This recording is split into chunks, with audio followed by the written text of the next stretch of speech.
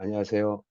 이번 시간에는 서비스 전략, 서비스 운영 관리의 두 번째 시간 서비스 전략에 대해서 강의하도록 하겠습니다. 전체 내용에 대한 내용들을 간략하게 얘기하면 전략적 서비스 비전. 요거 되게 중요한 개념입니다. 요거 아주 전략적 서비스 비전은 서비스를 운영하는 기업들의 핵심적인 프레임워크가 이 전략적 서비스 비전 안에 모두 다 포함되어 있어요. 그래서 이 전략적 서비스 비전을 보면, 아, 그 기업은 무엇을 하려고 하는구나가 거기에 이 구조적인 프레임으로 이렇게 짜여져 있습니다. 그래서 그거를 잘 작성하시면, 작성되어져 있는 것을 보면 그 기업의 핵심적인 가치가 무엇이고 전달하고자 하는 것이 무엇인지를 명확하게 알 수 있어요. 그러한 측면에서 이 전략적 서비스 비전은 여러분들이 반드시 숙지해야 될 내용입니다. 그다음에 이제 전략이기 때문에 이 전략이 기본적으로 이제 전략에 대한 세계적인 석학이죠. 마이클 포터가 제시했던 이 본원적 전략, 서비스 분야에 적용되어서 본원적 서비스 전략에 대한 것들, 요것들에 대한 개념을 이제 우리가 학습을 하게 됩니다. 그다음에 이제 전략 분석에서 기본적으로 많이 하는 것들이 이제 수학 분석이죠. 이건 뭐 너무나 기본적인 분석이라고 할 수가 있어요. 그다음에 또 하나가 전략 분석에서 5가지 경쟁 요인에 대한 분석을 하는데 이게 바로 뭐냐면 이게 5포스 모델입니다. 5가지가 힘을 겨루는 그러한 모델이 되겠죠. 이게 그래서 5포스 모델이 되고 그래서 요 5가지의 이제 특징에 관련된 것들을 우리가 이제 분석을 하게 됩니다. 그래서 요거 어떨 때 쓰냐? 요게 이제 산업의 특성을 이제 분석할 때 주로 이제 요거를 이제 활용하게 됩니다. 그 다음에 이제 최소 요건, 그 다음에 우위 요건, 실패 요건이야. 그러니까 최소 요건 같은 경우에는 이제 어떤 서비스를 고객을 획득하기 전에 획득할 때 최소한의 퀄리파이어 즉 자격의 어떠한 조건이라든지 특정한 기준을 갖추고 있냐를 이제 평가하는 그러한 이제 요건이라고 할 수 있고 우위 요건은 이제 남들보다 더 뛰어난 요건을 말하는 거예요. 그래서 이제 마켓에서 커스터머들을 획득하는 획득인자라고 있어요. 고객을 획득하는 획득인자라고 볼 수 있고 그다음에 이제 실패 요건 같은 경우에는 상대적으로 이제 반대의 개념이라고 할 수가 있죠. 그래서 시장에서 나타나는 이러한 최소 요건과 우위 요건, 그다음에 실패 요건에 대한 것들을 이제 우리가 보면 되고, 그다음에 이제 최근에 이제 굉장히 많이 언급되고 있는 것들이 바로 이 지속 가능성이에요. 서스테이너빌리티 측면에서 이 지속 가능성이 굉장히 이제 중요한 개념인데, 그래서 이제 나왔던 개념들 중에 하나가 바로 ESG에 관련되어져 있는 이 개념이라고 할 수 있어요. 그래서 environmental, social, 그다음에 거버넌스에 대한 이 지배구조에 관련된 그러니까 환경, 사회, 그다음에 지배구조, 거버넌스에 관련된 이 3가지 요소를 이제 이 중요한 이게 이제 평가 기준이 되죠. 이게 기업에.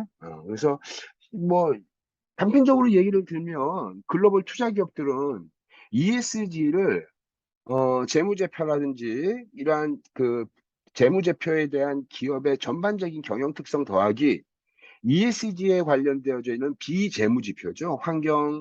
환경이 얼마만큼 투자를 하고 에너지 효율이라든지 그렇지 않으면 환경 오염과 환경 규제, 뭐 기후 변화, 뭐 탄소 배출, 뭐 생태계라든지 뭐 어떠한 생물 다양성을 위해서 기업이 얼마만큼 투자하고 있어요.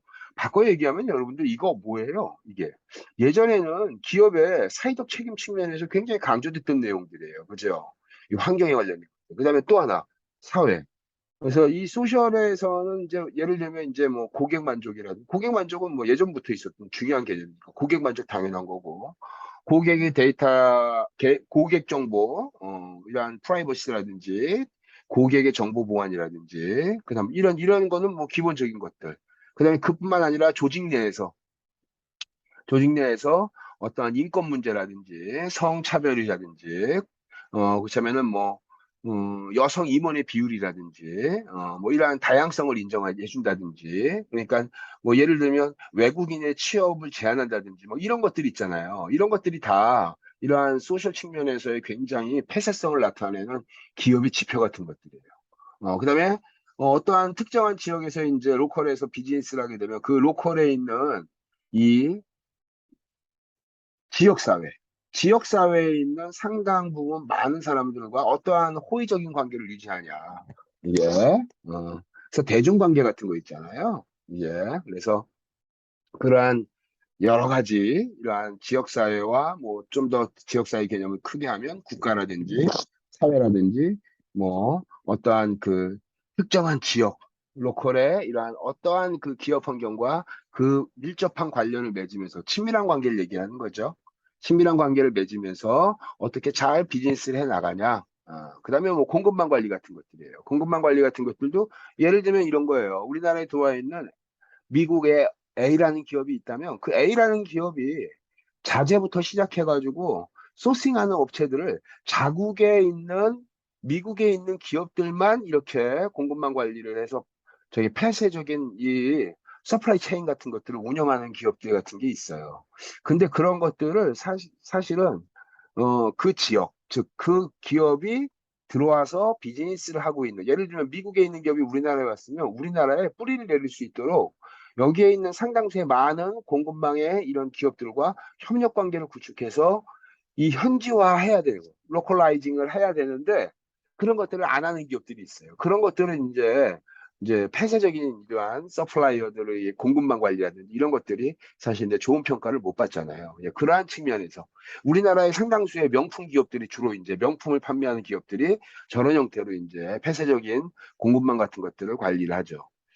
그다음에 또 하나가 이제 이러한 그 측면에서 이제 근로자 안전이라든지 근로자의 어떤 복지라든지 인권이라든지 이런 것들도 최근에는 굉장히 중요하게. 그러니까 예를 들면 근로자에 대한 복지라든지 근로자에 대한 어떠한 그 평등권이라든지 근로자에 대한 어떠한 인권의 문제가 발생한 기업이 있다라면 그건 굉장히 이게 그 사회에서 그 속한 국가에서 트러블이 생기는 거예요. 이러한 다양한 여러 가지 사회적 이슈와 문제가 되면 안정적인 기업 환경을 운영할 수가 없게 된다는 거죠. 그렇다고 한다면 그 기업한테 투자하는 투자자 입장에서 어떤 마음이 들어요? 회사의 지속 가능한 성장 관점에서 잘못된 경영을 하고 있구나. 기업 관리를 제대로 못하고 있구나. 이렇게 해서 어떻게 돼요?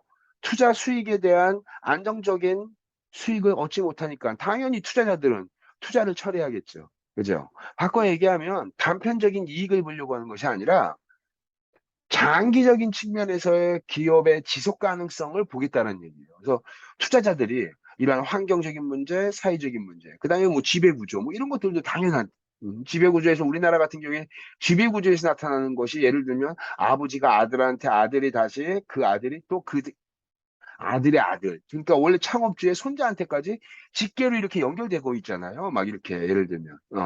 그래서 그것들도 합법적인 절차에 의해서 이렇게 되는 것이 아니라 예를 들면 지금 좋지 않은 그, 그 반부패 또는 반 어떤 윤리적인 방법을 통해 가지고 기업의 지배 구조를 변화시킨다든지 뭐 좋지 않은 방법을 통해서 기업의 인수통합 합병을 한다든지 이런 것들이 그 기업의 투명성과 신뢰성에 치명적인 영향을 미친다는 거예요, 이게. 그래서 그러한 측면에서 이 지배 구조를 아주 투명하게 운영하고 이게 뭐 뇌물의 문제라든지 뭐 반법률적 비즈니스를 하고 있는 그 기업의 하고 국가의 반법률적 행위를 한다든지 뭐 반부패 행위를 해 뭐 과담돼 있다든지 로비 뭐 정치 자금 뭐 이런 행동 이런 것들 있잖아요. 이런 것들이 다 뭐예요? 이게 지배 구조에 관련된 부분이고 뭐 기업 윤리 그다음에 뭐 그 기업의 이제 어떠한 시장 내에서의 공정 경쟁, 담합 이런 것들이잖아요. 담합 그다음에 어떻게 돼요? 이러한 어떠한 그 시장을 지배하려고 하는 그러한 그 부정적인 그러한 행위 같은 것들이 다 이러한 지배 구조하고 연결되어 있는 거예요. 그래서 예를 들면 뭐 사회 이사를 뭐 몇 명을 둬야 되고 여성에 대한 임원진의 비율이 몇 퍼센트고 막 이런 걸 강력하게 이렇게 요구하는 경우가 있어요. 이게 그래서 그러한 측면에서 지배 구조의 이러한 투명성과 이사회 운영에 그러니까 단순히 그냥 거수기 들어주는 거수기로서의 이사회가 아니라 그냥 투명한 이사회 운영이라든지 이런 것들이 이제 최근에 ESG라는 이 세 가지의 이제 바꿔 얘기하면 이게 비재무적 평가의 핵심이라고 할 수 있죠. 재무 구조에 관련된 거에 기업 평가하는 건 오케이. 그건 예전부터 있었던 거니까. 근데 최근에는 이제 비재무적 정보, 비재무적인 정보가 바로 대표적으로 ESG 같은 거예요. 이러한 ESG를 통해서 어떻게 되냐? 이 기업의 지속 가능성에 대한 논의들이 수도 없이 많이 이루어지고 있어요. 지금 우리나라한테 이게. 그래서 해외에서는 어떻게 되냐? 글로벌 기업들은 당연히 이제 글로벌 스탠다드를 따라야 되기 때문에 ESG에 대해서 굉장히 많은 투자와 노력을 하고 있어요. 우리나라에 지금 거의 대기업들은 ESG 다 이거 준비하거나 지표 관리를 하고 있다라고 보시면 돼요. 이게. 그다음에 이제 서비스 조직이 발전하는 단계가 있어요. 서비스 기업이. 이 단계, 이 세계적인 기업으로, 월드 베스트 기업으로 이제 쭉 성장하는 일련의 이 단계의 특징이 있습니다. 그러한 단계별 특징에 관련된 것들을 이제 우리가 이제 한번 보도록 하겠습니다. 그런 측면에서 이제 제일 첫 번째 우리 전략적 서비스 비전에 대해서 한번 보겠습니다. 전략적 서비스 비전에 대한 요인들은요. 여러분 한번 잘 보세요. 서비스 딜리버리 시스템, 공급자가 개인한테 또는 엔드 유저한테 또 다른 어떠한 기업한테 파트너 기업한테 그러니까 바꿔 얘기하면 전달하는 대상을 향해서 어떠한 형태로 서비스를 전달할 거냐. 즉 서비스 전달 시스템에 대한 특징. 이게 무엇이냐? 대상이 무엇이냐? 즉, 사람과 기술이 결합되어져 있는 무엇? 이것을 잡고 어떤 형태로 전달할 거냐? 이것이 이제 서비스 전달 시스템에서의 전달의 대상이 되는 거죠. 그 다음에 전달하고자 하는 시스템 능력은 어떻게 되냐? 오프라인에서 되는 거냐? 그다음에 온라인에서 어떤 서비스를 제공할 거냐? 그렇다고 한다면 기준은 뭐고 표준은 무엇이냐? 이런 것들이 이제 여기서 이제 언급되겠죠. 경쟁자하고 차별화될 수 있는 서비스 전달 시스템이 뭐냐? 예를 들면 뭐 접근성이냐, 무슨 뭐 가격 측면에서의 어떠한 그 메리트가 있다든지, 그렇지 않으면은 무슨 뭐 편의성이 있다든지, 뭐 이런 것들이 이제 굉장히 중요한 전달 시스템에서 차별화시킬 수 있는 핵심 포인트라는 거죠. 즉 바꿔 얘기하면 시장 내에서 어떻게 경쟁할 거야? 무엇을 갖고 그 무엇에 대한 경쟁의 본질을 여기서 얘기할 수 있는 거죠. 그 다음에 진입장벽이 창출되냐?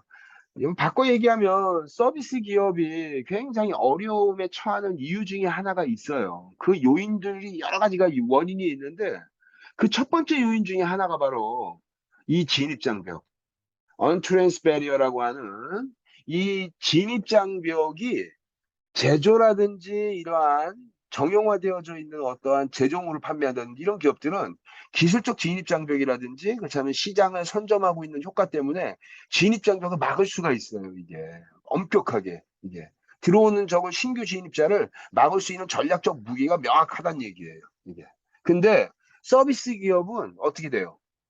미투 프로덕트, 즉 미투 서비스 분야의 미투 서비스를 만들어내는 게 너무나 쉽다는 거예요, 이게. 그러니까 최근에 막 나오잖아요. 어떤 기업들이 A에 관련되어져 있는 서비스를 제공했다. 그러면 또 다른 뭐 한 6개월 지나고 나면 벤치마킹을 하는 거죠. 그래서 그 서비스의 약점을 찾아가지고 또 다른 형태, 유사한데 또 다른 어떠한 형태의 기능을 추가된 서비스를 또 런칭하는 거예요, 이게.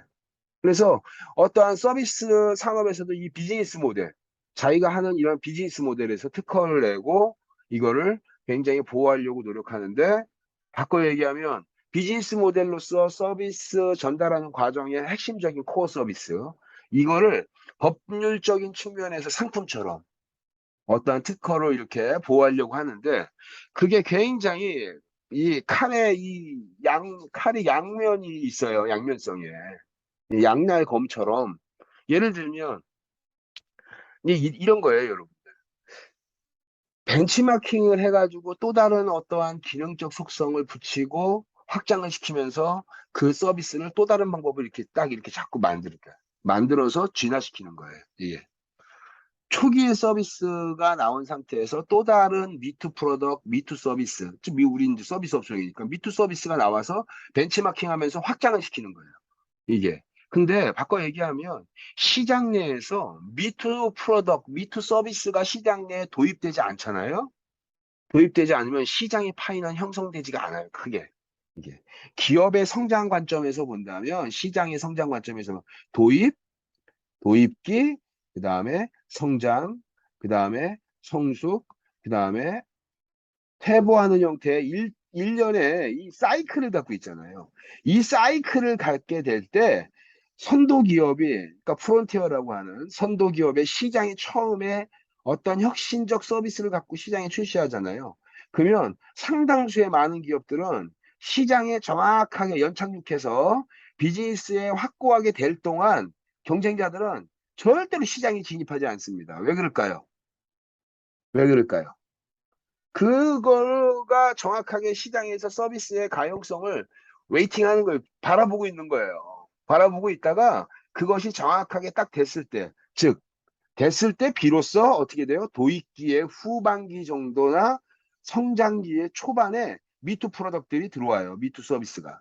이 미투 경쟁사들이 벤치마킹 하면서 이점이 있어요. 바로 뭐냐면 시장이 커집니다.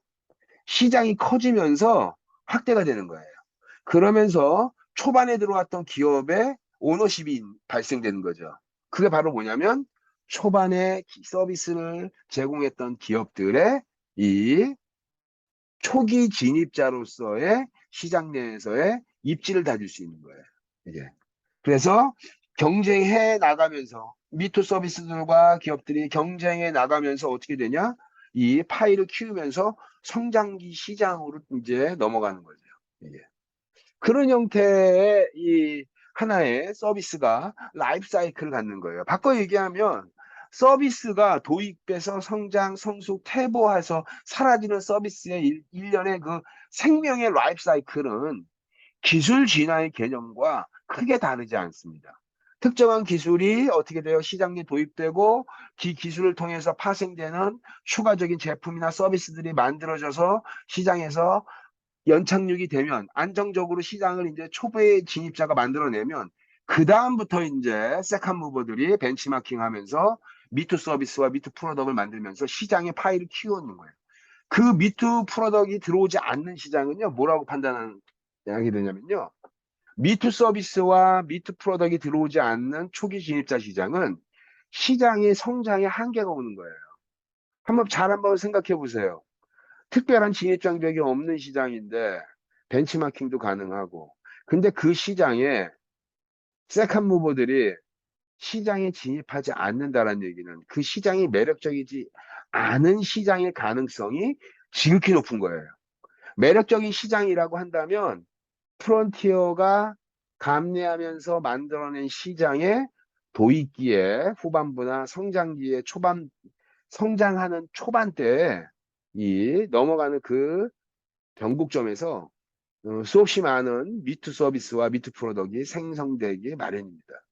애플도 그랬고 삼성도 그랬고 이게 수없이 많은 기업들이 스마트폰이나 스마트폰을 통한 새로운 어떠한 플랫폼 비즈니스 또는 가상의 여러 가지 서비스를 만들어냈을 때 미투 서비스와 미투 프로덕트가 만들어지면서 시장의 파이를 키우는 그러한 역할을 한다는 거예요. 예. 그래서 어떻게 보면 법률적으로 어떠한 것을 특허를 내 가지고 딱 묶어버리면 시장의 파이를 키우는데 굉장히 어떻게 돼요? 이게 제한적이에요. 그래서 이제 얼마 전에도 이제 그런 비슷한 이제 신문에 이제 나왔던 기사를 생각나는데 이런 거예요. 그러니까 예를 들면 온라인에서 협업 툴이에요. 협업.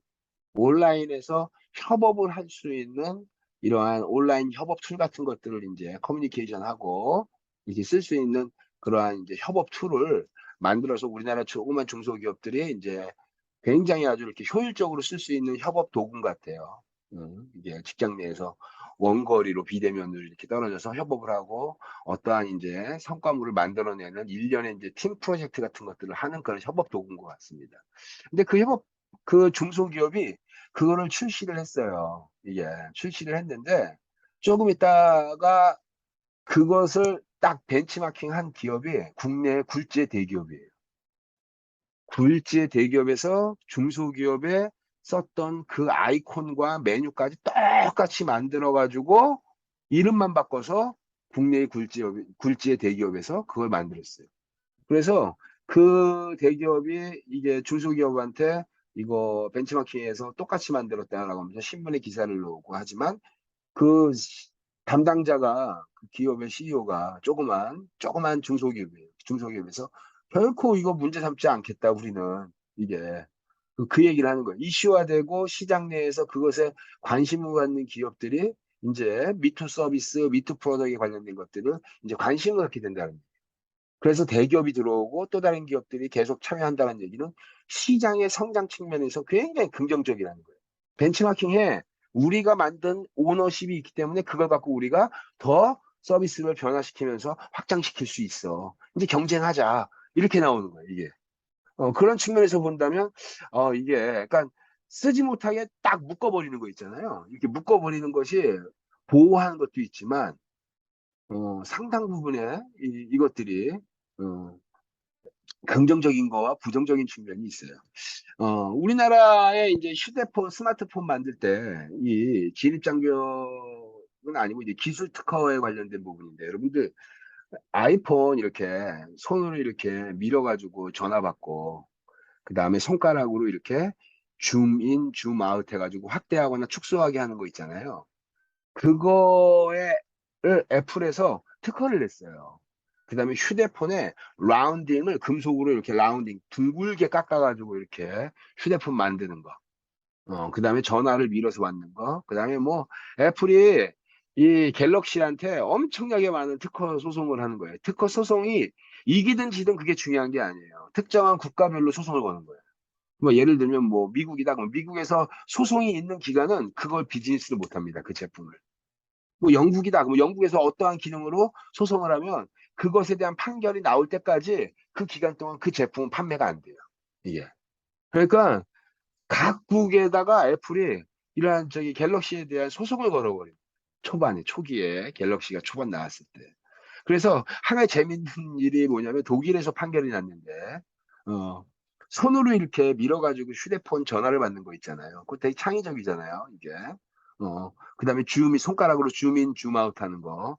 이런 기능에까지 특허를 했던 것에 대해서 독일에서는 뭐라고 나왔냐면, 이렇게 이런 형태 이렇게 전화를 받는 거라든지 주민 주마우카 같은 이런 것들, 그 다음에 제품의 라운딩을 이렇게 금속으로 이렇게 라운딩으로 곡면으로 깎아가지고 둥글게 이렇게 라운딩으로 깎는 그러한 형태, 그 각도가 있던 것 같아요. 몇 도 이상으로 이렇게 싹 깎았을 때 그런 것들에 대한 특허권을 침해했다고 이제 소송을 걸었는데 독일에서는 뭐라고 나왔냐면 전화기를 이렇게 밀어가지고 이렇게 밀어서 이렇게 슬라이드를 이렇게 슬라이딩으로 밀어서 받는 그거는 주민 주마업과 같은 것들 이런 것들 손가락으로 이렇게 확대했다가 줄였다 이런 것들은 공기와 같다. 이게 그런 것조차 기술적인 특허 부분으로 이거를 만약에 보호했다면 이 관련되어져 있는 제품의 기술적 진보는 이루어지지 않을 것이다. 뭐 이렇게 판정을 내리면서 그 부분에 대해서는 상대적으로 그 책임이 없다라는 판정을 내렸어요. 이게 그래서 아주 저 그 의미가 굉장히 있는 거죠. 이게 그래서 특히나 이렇게 진입 장벽이 필요하다는 생각도 있어요. 이 특정한 부분에 대해서. 그러니까 핵심적인 서비스에 대한 차별성 같은 것들이죠. 이게. 근데 그런 것들을 이제 막는다라는 것이 바꿔 얘기하면 보호되는 것 같지만 시장에서 공유하면서 시장의 파이를 키워나가고 또 다른 기술적 진보를 야기할 때 굉장히 또 부정적인 그런 영향도 있을 수 있는 거예요. 그래서, 뭐 아까 우리나라의 그 중소기업의 그 협업 툴을 만드는 그 조그만 중소기업의 사례에서도 마찬가지로 이슈화되고 대기업이 참여했다라는 것만으로도 굉장히 시장이 커진다라고 긍정적인 반응을. 그래서 그러한 측면에서는 서비스 기업이 이게 모방이 쉽기 때문에 이러한 진입장벽의 특성을 명확하게 딱 이게 막는 것 자체가 사실은 되게 쉽지가 않습니다. 이게. 그래서 뭐 이런 형태. 음. 그래서 뭐 이런 형태의 것들이 이제 서비스 전달 시스템에서 이제 주요한 이제 요인들이에요. 그러니까 서비스 전달 시스템에서는 전달하고자 하는 것이 무엇이 들어가고 우리의 능력이 무엇이고 차별화시킬 수 있어 우리가 뛰어난 것이 무엇이냐. 이게 그 다음에 우리가 경쟁자의 미투 서비스가 들어왔을 때 그것을 막을 수 있는 차별적인 진입 장벽이 뭐냐? 코스트냐? 품질이냐? 그러면 대응하는 어떠한 이러한 대응 서비스에 대한 본원적 차별점이 존재하냐 이런 것들에 대한 것들을 이제 명확하게 이제 구체화시킬 수 있다는 얘기죠. 두 번째 이제 기업의 이제 운영 전략이에요. 이게 이제 그러니까 이러한 거를 우리가 고객들한테 시장에다가 전달할 거야. 그 대상을 여기다 명확하게 제시돼 있죠. 이게 전략적 서비스 비전에. 두 번째는 이제 운영 전략입니다. 이제 운영 전략 같은 경우에는 이제 바로 뭐냐면 기업의 이제 전반적인 운영 측면에서 본다면 뭐 기업의 전반적인 운영이나 재무 관점이라든지 마케팅이라든지 어떠한 인적 자원의 관리라든지 이러한 측면에서 기업의 중요한 특성들이 이 서비스하고 연관되어져 있는 이러한 것들이 무엇이냐 이런 것들을 이제 구체화시킬 수 있는 거고 그다음에 기업의 총체적인 노력과 투자나 이러한 집중하는 것들을 어디에다가 주로 이제 집중을 해가지고 서비스에 안정화시키고 확대할 수 있을 분야가 확대할 수 있는 것이 어떠한 포인트인지를 명확하게 구체화시키는 거예요.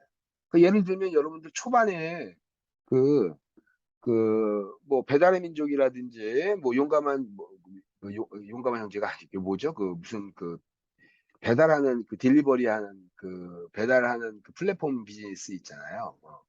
그러한 이제 그 배달의 민족처럼 그러한 플랫폼을 할때 이거를 특정한 지역에서 특정한 어떠한 로컬에서 그 로컬을 확대한 특정한 도시에서 전국적으로 이렇게 확대될 때 서비스에 대한 변동성이나 이용자들의 참여를 하기 위해서 이 서버의 이 용량을 늘린다든지 운영하는 비용을 어떤 형태로 이제 뭐 할인한다든지 이런 여러 가지 이제 구체적인 단계별 전략이 있어요. 이게 그래서 그런 것들이 이제 기업이 이제 운영 전략 측면에서 굉장히 중요한 확대에서의 하나의 포인트라고 할 수 있고 그다음에 이제 품질하고 가격은 어떻게 조절할 거냐? 이게 품질하고 가격은 이게 그래서 이제 비용과 이러한 판매하는 서비스의 가격 이런 것들이 이제 어떠한 형태로 이걸 조절할 거냐 품질을 높이고 그에 따른 가격도 높여서 명확한 차별성을 강조하는 그런 걸 할 거냐 그렇지 않으면 우리가 회전율을 강조하는 일반적인 보통 일반화되어져 있는 일반적인 그런 보통 서비스를 그냥 제공할 것이냐 뭐 이런 것들 그다음에 경쟁 대비 어떤 결과가 기대 효과로서 어떤 형태의 결과가 나타나 신규 진입자를 얼마만큼 더 예를 들면 점포를 많이 회원을 가입한다든지 서비스의 유료 가입자의 수를 늘린다든지 뭐 이런 여러 가지 것들 이런 것들이 이제 목표를 기간과 목표를 두고 비용을 어떻게 해서 유인한 다음에 그 다음 단계로 올라갈 때 차지할 수 있는 그러한 전략을 쓴다든지 단계별 전략을 쓴다든지 이런 것들이 이제 운영 전략 측면에서 중요한 개념이라고 할 수 있어요. 서비스의 개념도 한번 보겠습니다. 그래서 전달 시스템을 했고 운영 전략은 어떤 형태로 할 거야. 그다음에 서비스의 개념은 고객 관점에서 공급자 관점으로 보면 안 돼요. 그러니까 서비스의 선택과 사용과 평가가 누구에 의해서 이루어지냐면 고객에 의해서 이루어지기 때문에 이 서비스의 개념은 철저하게 서비스 주도 논리, 즉 고객 주도 논리 측면에서 고객에 의해서 평가된다는 얘기예요. 그래서 고객 관점에서 서비스를 어떻게 기술할 거냐. 이거 되게 중요한 개념입니다. 공급자 관점이 아니라 고객 관점에서 그 서비스를 어떻게 활용할 것인가. 이게 되게 중요한 거죠. 그죠? 그래서 고객들이 그 서비스를 어떻게 구체화시키고 그 서비스의 핵심은 무엇이다라고 인지시킬 거냐. 우리의 차별적인 능력을 고객들이 과연 인지할까? 이런 것들. 세그멘테이션. 음. 목표 시장을 세분화시키고, 그 다음에 이걸 어떻게 이게 인식돼야 되냐 이런 것들 너무 중요한 얘기죠 이게 그러니까 이거는 굳이 뭐 서비스가 아니어도 제품이 됐든 서비스가 됐든 다 여기 해당되는 거죠 그래서 세그멘테이션하고 그 우리가 제공하는 서비스가 이용자들한테 어떻게 인식되고 종업원이 생각하고 있는 우리의 차별적 역량과 그것이 전달됐을 때 고객은 그것을 정확하게 인지하냐 이게 볼펜을 파는 사람이 볼펜을 판매하는 그거를 고객들이 볼펜이라고 인지하지 않고 사인펜이라고 인지한다면 그거는 서로 간에 어떻게 되는 거예요? 인식의 갭이 명확하게 차이가 있기 때문에 정확하게 전달하지 못한다라고 보는 거죠. 이게. 고객들이 서비스의 개념을 이제 어떻게 인식하고 있는 거냐, 이게. 음.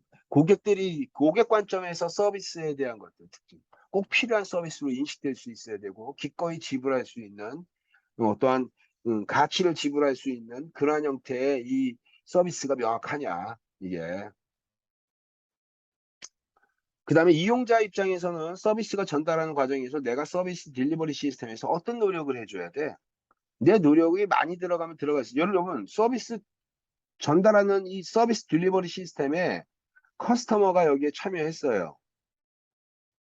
고객이 참여했는데 이 고객이 참여해가지고 이 서비스를 내가 선택하고 획득해서 평가할 때까지 상당한 노력이 들어간다면 여러분 그거 쉽지 않죠. 그죠? 그거 쓸까요? 당연히 쓰지 않죠. 그죠? 이게 음. 최근 같은 경우에 뭐 IT를 기반으로 한 비대면 서비스가 굉장히 확충되면서 어떻게 돼요? 이러한 노력이나 이런 것들을 최소화시키면서 고객한테 수준 높은 서비스를 제공하는 것을 굉장히 중요하게 여기는 거죠. 이게 우리 저기 예를 들면 이런 거예요. 뭐 예를 들면 내가 주문을 했는데 우리 예전에 한번 이렇게 그러니까 내가 어떤 음식을 주문했다든지 뭘 주문했을 때 트래킹 서비스 추적하는 거죠. 추적. 꼬리를 물어가지고 이렇게 지금 내가 주문한 화물이 어디에 있어?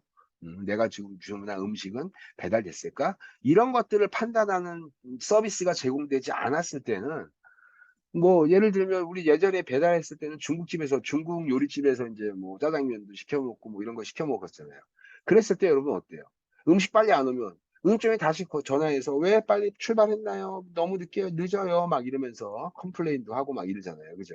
근데 요즘은 어때요, 여러분들? 이런 앱을 쓰거나 이러면 자동적으로 트래킹 서비스가 이게 실시간으로 추적돼 가지고 나오니까 이건 너무나 너무나 편리하죠. 뭐 컴플레인 하고 뭐고 할 필요가 없어요, 이게. 음.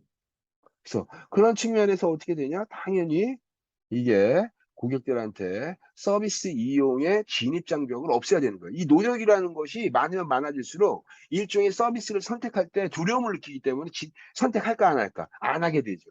야, 내가 저거 선택했다가 나 저거 한 번도 해본 적 없는데 아유 저거 예를 들자면 여러분들 키오스크에 의해서 점원을 맞대고 다 저거 구매하고 싶어요. 저거 먹고 싶습니다. 해서 주문을 하는 것이 아니라 우리 이러한 비대면 서비스가 굉장히 다양한 형태가 많이 나왔잖아요. 음식점에 갔더니 키오스크가 있어서 키오스크에서 터치 스크린으로 하고 결제까지 해서 그것이 주방에다가 넘버로 오더가 들어가게 하는 그런 형태의 것들인데 사실 여러분들 그거 우리 젊은 사람들은 이거 충분히 씁니다. 이게 그죠? 이거 충분히 써요. 결제까지 다 하고 이게 카드 요즘 갖고 다니지도 않아요. 휴대폰에다 카드 다 넣고 다녀가지고 터치하면서 어떻게 해요? 다 그냥 저기 응? 이거를 원활하게 이용하는데 사실 그걸 못하는 나이 드신 분들이나 이런 사람들한테는 그런 거 시키는 거 그런 거 하는 거 자체가 굉장히 두려울 수 있다는 얘기예요. 바꿔 얘기하면 그 사람들이 그런 분들이 나이가 약간 있으시거나 이러한 터치나 IT 기기를 이용해서 무슨 어떤 서비스를 신청하고 내 거가 어떤 거를 운영하게 하는 그러한 측면에서 그러니까 자율적으로 기회에 참여해가지고 하는 그런 것들이 두려움을 느끼는 세대들이 있어요. 그런 분들한테는 그것이 굉장한 노력을 요구한다는 거예요. 이게 더 많은 게 있어요, 여러분. 여러분 우리 전화기가 버튼만 눌러가지고 전화했던 전화기 있잖아요. 폴더폰. 그죠? 그냥 피처폰 같이 이렇게 막대기 같이 돼가지고 그냥 키 여기 넘버에다 그냥 번호만 찍어서 그냥 주면 그냥 전화되는 거예요. 예.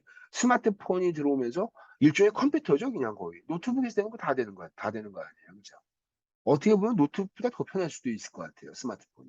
그래서 스마트폰에서 뭘 다 이렇게 하는데 우리 나이 드신 분들이 어때요? 스마트폰이 처음 쓰시는 분들한테는 전화를 받는 것부터 시작해서 너무나 너무나 이 많은 기능들에 대해서 학습하의 과정을 거쳐야 된다. 그 노력 때문에 어떻게 돼요? 아유, 나 이거 복잡하고 싫어. 그냥 예전에 쓰던 그냥 숫자 키패드 눌러가지고 그냥 이렇게 전화하는 거, 그거를 쓸 거야. 라고 하는 게 바로 이제 이런 것들이에요. 그래서 서비스를 전달해서 서비스가 고객한테 전달될 때 고객이 그 서비스를, 그러니까 공급자의 마인드가 아니라 고객의 마인드로 생각해서 전달해야 된다는 얘기예요. 고객이 그 서비스를 쓸 때 얼마나 쉽고 용이하게 쓸 수 있냐. 이것에 대해서 두려움이나 어려움, 추가적인 어떠한 노력을 만약에 내가 길들인다, 추가해야 된다면 당연히 서비스 선택의 가능성은 낮아지는 거예요. 이게. 그래서 서비스의 개념은 이런 것들이고 우리가 전달하고자 하는 핵심이 이것이고 고객들은 이거를 어떻게 인식하는지에 대한 것들을 명확하게 조사해서 무슨 어떠한 가치를 제공한다라는 거를 서비스가 전달하는 이 고객의 입장에서 정의돼 있어야 돼요. 그다음에 이제 다음에 이제 바로 뭐냐면 목표 세분 시장입니다. 당연히 이렇게 되죠. 전달하고자 하는 핵심이 뭐야? 전달 시스템. 그러한 전달을 할 때 우리는 어떤 전략을 쓸 거야? 품질이나 가격, 경쟁자 대비 우리가 주는 이점은 무엇이고, 우리가 이걸 운영할 때 가장 중점적인 드는 건 바로 뭐야? 운영에다 중점을 둘 거야. 돈 버는 재무 지표에다가 어떠한 매출의 증대에다가 집중을 할 거야. 그렇지 않으면 효율적인 업무 처리 측면에서 이 서비스를 계속 유지할 거야. 이런 다양한 운영 관리의 목적이 있잖아요. 그것에 맞춰서 어떻게 운영을 하게 되고, 그 다음에 고객들이 우리가 공급자가 제공하는 서비스를 어떻게 생각할 것인가, 이것에 대해서도 또 굉장히 또 고민을 많이 해야 된다는 거죠. 그죠? 이게. 그래서 공급자의 생각, 고객의 생각, 그 다음에 전달하는 과정 중에 고객, 이용자 측면에서의 노력이 어느 만큼 투입되나, 이런 것들. 그 다음에 나오는 것이 이제 특화되어져 있는 세그멘테이션. 목표 세분 시장에 대해서 목표 시장의 공통적인 특징이 뭐냐? 어떤 세대, 주로 쓰는 고객은 누구냐? 그런 사람들한테 이 서비스가 쉽게 인용되고 허용되고 사용할 수 있도록 편의성이나 접근성이 뛰어나냐? 뭐 이런 것들. 그다음에 뭐 세분화된 시장에서 고객들의 니즈가 얼마나 그거를 충족시켜 주냐? 뭐 이런 것들. 이런 것들이 이제 다 뭐냐면 전략적 서비스 비전에 들어가는 하나의 구조적 프레임워크예요. 요거 요거 하나만 집어넣으면 그 회사가 어떻게 운영되고 있습니까를 딱 이해할 수 있죠. 만약에 여러분들 제가 팀 과제로 이걸 내주면 내가 만약에 첫 번째 우리 그 조별 발표 있잖아요. 거기서 만약에 일반적인 서비스 기업을 선택했다. 그러면 그 기업에 뭘 분석해야 되는 거예요? 제일 첫 번째가 전략적 서비스 비전을 분석해야 돼요. 우버를 했다. 그러면 우버의 전달 시스템의 특징을 분석하고 그 기업의 운영 전략이 무엇인지를 분석하고 우버가 제공하는 서비스를 고객들이 어떻게 인지할 거고 고객들이 그거를 이용하기에 얼마나 용이하고 쉽게 접근해 가지고 수용할 수 있냐 이런 것들에 대한 전달하고자 하는 서비스의 개념과 가치를 명확하게 하고 그다음에 주로 주 이용 고객이 누구야? 이것에 대해서도 또 이제 명확하게 제시해 놓으면 그 기업은 어떠한 전달 시스템과 운영 전략, 전달하고자 하는 서비스의 개념과 가치, 그다음에 목표 시장의 세그멘테이션을 어떻게 시켜서 시장에다가 그거를 확대하기 위한 운영을 하려고 하는구나를 요 하나의 전략적 서비스 비전의 지도 하나를 통해서 우리가 알 수 있다. 여러분들 이거는 반드시 여러분들이 한번 어떤 서비스 기업을 선택하든지 분석할 만한 가치가 있습니다. 이게. 그래서 이런 것들을 구체화시키고 하면서 그 기업을 좀 더 깊게 이해할 수 있게 되는 거죠. 그래서 여기서 서비스 기업의 목적과 시장에서의 위치를 정하는 것은 이게 사실은 여기에서부터 시작된다. 아이디어와 충족되지 않는 욕구에서 이게 즉 내가 어떤 아이디어를 갖고 있는데 그것을 아이디어를 구체화시켜서 고객한테 전달하는 했을 때 고객의 니즈하고 부합되는가 이런 것들에 대한 것들 이게 그래서 여기 나온 것처럼 전략적 서비스는 그러한 특징을 갖고 있다. 음. 그래서 여기 보면 맨 끝에 보세요. 국내 서비스를 이걸 딱 제한됐지만 글로벌 관점에서 적용하기 위해서는 어떻게 되냐? 문화 요인들을 고려한 추가적인 질문이 필요할 수도 있다. 이게. 그러니까 만약에 우리나라 국내 안에서의 로컬에 대한 문화적 동질성이 있으니까 당연히 이런 것들에 대한 것들은 큰 의미가 없을 거예요. 그죠? 하지만 우리나라, 그러니까 예를 들면 K 컨텐츠에 대한 글로벌 유통이다.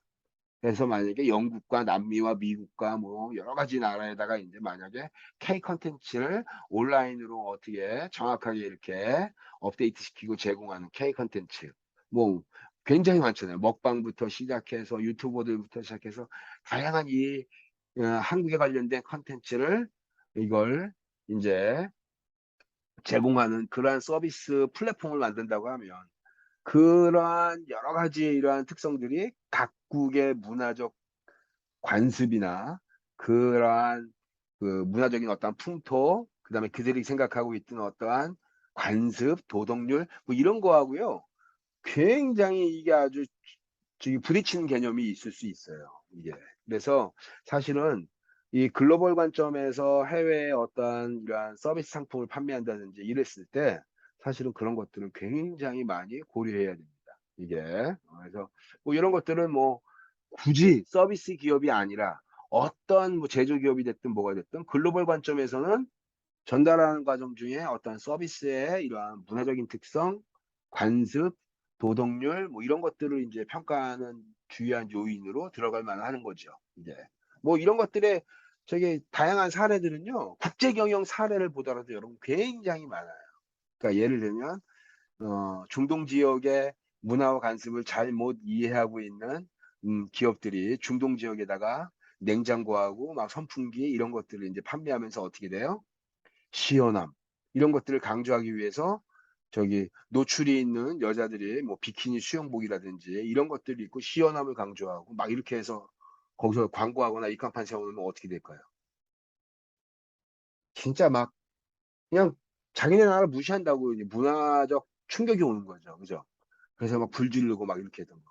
그거 우리나라의 대기업입니다. 그래서 어 엘모 기업이죠. 그래서 뭐 냉장고 같은 거 이렇게 중동 지역에 초반에 들어갔을 때 지금은 아주 명품 냉장고로 아주 인정받고 있죠. 중동 지역에서. 이게. 그다음에 또 있어요. 그렇게 되는 거. 여러분들 우리나라에서 여러분 돼지바 있죠, 돼지바. 돼지바. 이 돼지바가 아, 전 전임 그 대통령일 때 우리 그 대통령께서 뭐라고 얘기했냐면 청년들한테 일자리 창출을 위해서 중동 지역에 나가라고 막 그런 걸 얘기했어요. 그래서 제2의 중동의 붐을 일으키자 막 이러면서 청년들한테 중동은 아직까지 미개발이다. 거기에 일자리와 굉장히 이 기회가 기회의 땅이다. 거기 가라. 그래서 이제 상당수의 많은 사람들이 이제 하면서 기업들도 중동 지역에다 진출하는 걸로 국가적인 차원에서 굉장히 막 이렇게 밀었어요. 그러면서 나왔던 것이 이제 바로 뭐냐면 이 중동 지역에서 이 사람들이 이제 그 먹는 음식 식자재에 대한 인증 제도가 있죠. 이게 그래서 인증 제도 같은 것들이 이제 회교도 그래서 인증 제도가 있어요. 이런 인증 제도는 이제 뭐냐면 음식에서 이제 종교적 믿음 때문에 뭐 햄이라든지 뭐 소세지라든지 이런 것들 그 사람들 절대로 먹지 않습니다. 그죠? 예. 그래서 그런 이제 그런 이제 인증제도 같은 거 이제 이게 이런 이제 그 인증제도 같은 것들을 우리나라 식품 기업들이 이제 상당수가 이제 많이 인증을 받아가지고 이제 어떻게 되냐 중동 지역에 나갔습니다. 그죠? 그래서 그 대표적으로 이제 할랄 인증이죠. 그래서 할랄 인증을 받은 우리나라의 기업들 중에 여러분 돼지바 있죠, 돼지바. 돼지바가 할랄 인증을 받았어요. 이제 돼지바가 그래서 할랄 인증을 받아가지고 중동 지역에 갔는데 중동 지역에서 할랄 식품으로서 이제 등록이 돼가지고 판매가 되는 거예요. 그죠? 판매가 되는데 거기에 돼지바라고 써 있는 거야. 돼지바. 돼지바. 이거는 우리가 진짜 몰라도 너무 모르죠. 그죠? 이게 그냥 인증만 받으면 되는 줄 알고. 그죠? 그래서 그 중동 사람들이 돼지바에 그게 뭐라고 쓰여 있는 말인지를 모르는 거예요. 먹는 아이스바의 이름이. 그래서 돼지다, 피그다. 그랬더니 이 사람들이 난리가 난 거예요. 이게. 그래서 어떻게 돼요? 진짜 막 먹던 거 막 진짜 모욕적인 거죠. 그 사람들은 그거 안 먹으니까. 돼지에 관련 뭐 이름 그러니까 먹는 자기들이 할랄 인증받은 것의 이름이 돼지바야. 이러니 당연히 이제 이 사람들 입장에서 문화적 충격이 오는 거죠. 그래서 그런 문화적 충격 때문에 어떻게 돼요? 그거 다 철수했었어요. 그래서 다시 이름 바꾸고 해서 다시 들어갔는데 이 사례가 코트라. 이 코트라에 우리나라의 국제 그 시장 중동 지역 나갔을 때 돼지바 할랄 인증 문제가 진짜 이게 우스개 사례처럼 거기 올라와 있는데 이게 실제 사례입니다. 이게. 그래서 이러한 글로벌 관점에서 문화나 관습에 대한 것들을 이해를 못하면 참 이게 쉽지 않은 부분인 거죠. 그죠? 이게. 그래서 어쨌든 전략적 서비스 비전에는 이런 것들이 다 포함되어 있다. 그래서 우리 사우스웨스턴 항공사, 사우스웨스턴 항공사 이거 세계적인 저가 항공사, 저가 항공사의 글로벌 표준 이게 그죠?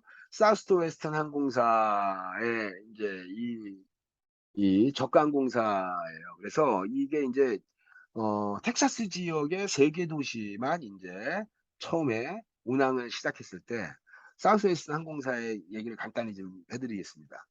어, 사우스웨스턴 항공사가 처음에 이제 비즈니스를 시작했을 때 텍사스 지역의 세 개 도시 기준이 딱 있었어요. 취항할 때 도시가 500마일. 500마일 이내 도시들만 딱 이렇게 세 개의 도시만 이렇게 취항하는 그런 소규모 진짜 저가 항공사죠. 그죠? 비행기는 어떻게 딱 네 대 있었어요. 네 대. 네 대. 네 대 갖고 이 도시 간 도시, 시티 투 시티. 500마일이면 우리나라 키로수를 따지면 800km예요. 우리나라 키로수를 따지면 800km입니다. 이게. 그 서울에서 어디까지 가냐면요. 일본 지나가지고 뭐 거기 일본 오사 오사카 오사카 정도면 한 900km 나오고 900km 좀 넘는 것 같아요. 그 정도는. 그래서 뭐 그러니까 거의 뭐 우리나라 서울에서 뭐 오사카 왔다 갔다 하는 이 정도. 도시에서 시티 투 시티예요. 그러니까 시티에서 시티 사이, 도시에서 도시 간 사이를 이동해주는 그러한 항공편을 제공하는 거예요. 비행기 4대 갖고 여객기. 예. 보잉 737에 탑승할 수 있는 전체 인원은 200명 정도 됩니다. 이게 200명을 해가지고 200좌석으로 이제 왔다 갔다 하는 그런 형태인데 첫 해예요. 첫 해. 운항하고 첫 해에 딱 1,600만 달러 적자. 그래서 회사가 지금 존폐 위기가 온 거예요. 어, 800km에 있는 운항에서 이 딱 세 개 도시만 운항하는데 네 대 갖고 운항했는데 첫 해에 적자가 너무나 많이 나가지고 이 비행기 네 대 중에서 비행기 한 대를 팔아요. 한 대 팔아서 세 대로 이제 이 도시를 이제 운행을 해야 되는 거예요. 근데 이제 이때 굉장히 중요한 게 바로 뭐냐면 어, 프랭클린이라고 하는 이제 갤로우 그 어, 프랭클린이라고 하는 이 부사장이 있었는데 이 부사장이 아이디어예요. 그러니까 턴어라운드 전략을 쓴 거예요. 그러니까 예를 들면 여기 A 공항이 있고 B 공항이 있으면 A 공항으로 가서 자 어떻게 돼요? 손님들 다 내리고 그죠? 도착했으니까 그다음에 어떻게 턴어라운드해서 다시 B 손님 받아가지고 또 이렇게 오는 거예요. 그죠? 이게 그래서 여기서 턴어라운드 해가지고 출발할 준비까지 끝나는 시간을 10에서 30분 정도. 이게 턴어라운드 전략을 프랭클린이라고 하는 이 부사장이 이제 아이디어를 낸 거예요. 바로 뭐냐면 네 대로 운행하다가 세 대로 줄임으로 인해서 네 대로 세 개 도시를 반복적으로 왔다 갔다 하면서 운행하다가 세 대로 운행하니까 당연히 어떻게 돼요? 기업의 수익 구조는 악화될 거 아니에요. 정상적으로 운영하면. 그러니까 세 대로서 네 대에 운행했던 운항 횟수를 그대로 유지하려고 하는 거예요. 그래야지 수익이 난다. 즉 세대 네 대로 운행하던 운행 편수 횟수를 세 대에 한 대를 매각하고 한 대로 남겨져 있는 이 세 대 갖고 이 네 대의 운항 횟수를 운행해 보자. 그래야지 기업이 이제 회생한다. 라고 하면서 어떻게 돼요? 도착해서 턴어라운드 찍고 손님 받아서 타고 그냥 다시 오는데 그때 턴어라운드 하는 그 시간을 10분에서 30분 사이로 무조건 줄이자. 그렇지 않으면 횟수가 네 대의 횟수를 줄일 수 없기 때문에 어떻게 되냐? 수익성이 더 악화되는 거예요. 이게. 그러면 직원들한테 이 얘기를 했더니 직원들이 못한다 그랬대요. 그럼 당신 일자리 잘리는 거야. 그래서 막 설득하고 결국엔 한 명도 해고하지 않고 그대로 다 이 사람들 설득해서 턴어라운드 전략을 썼습니다. 그게 바로 뭐냐? 저가항공사가 수익을 내기 위한 운영관리적 측면에서 효율적으로 운영하기 위한 그러한 가이드라인을 딱 제시한 기업의 사례가 바로 사우스웨스트 항공사예요. 저가 항공사의 글로벌 표준이 돼버렸죠. 우리나라는 이거를 벤치마킹에서 나온 게 다 바로 지네어예요. 이게 그래서 서비스 전달 시스템에서 이제 쫙 했는데 여러분 한번 잘 한번 보세요.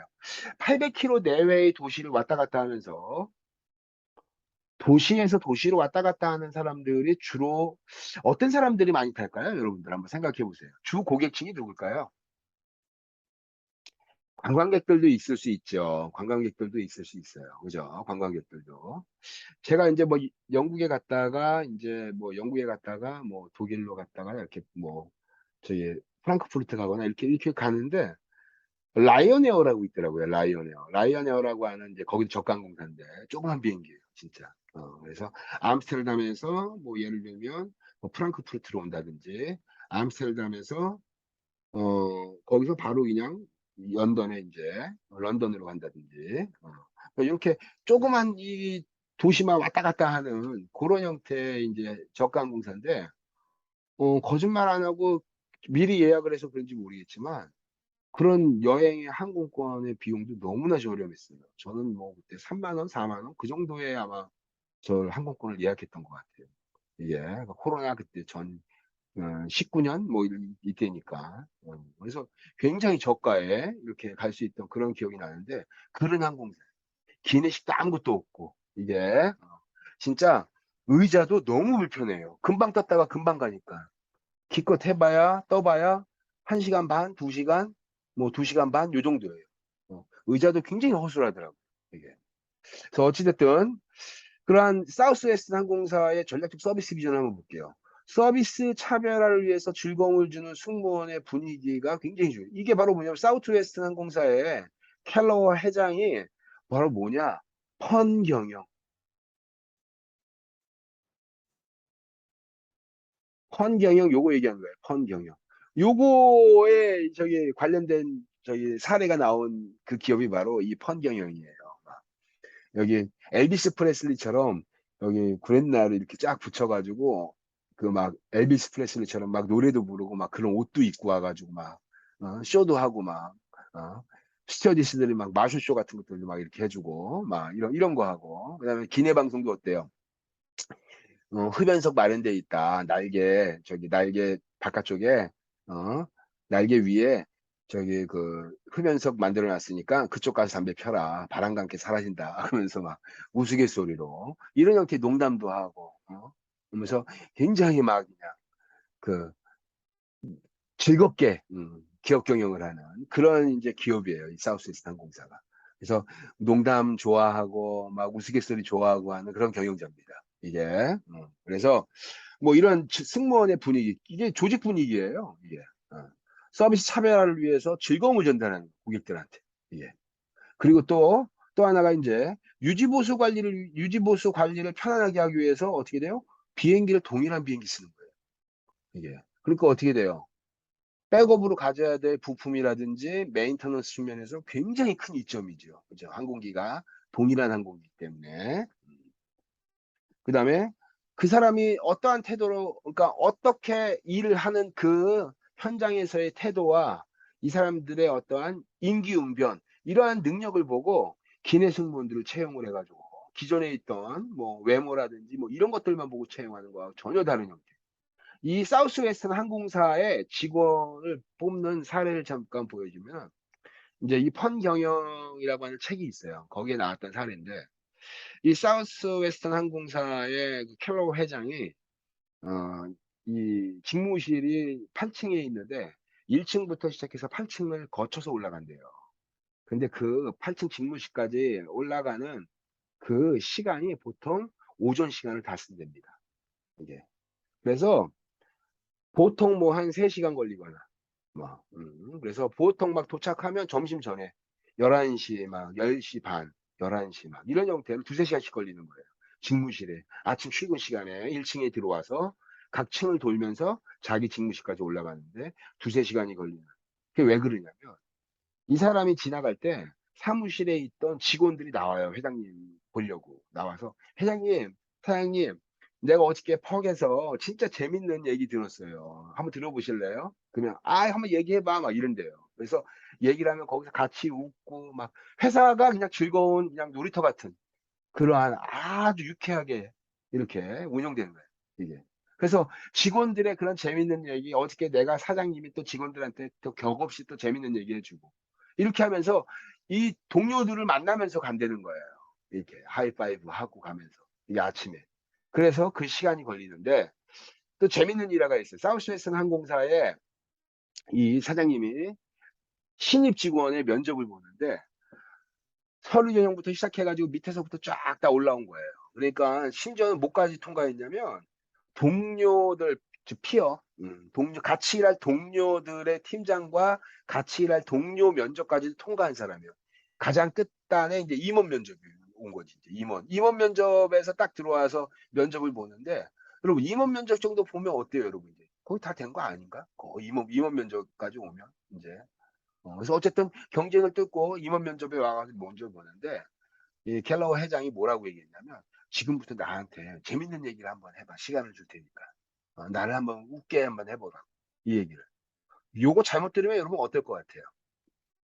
아니 이게 품위 없게 이게 회장님이 또 이게 신입 직원 면접 보는 데 와 가지고 오셔 가지고 재밌는 얘기 해 보라고. 나를 웃겨 보라고. "내가 시간 드릴 테니까 재밌는 얘기를 나를 한번 웃겨 보라고."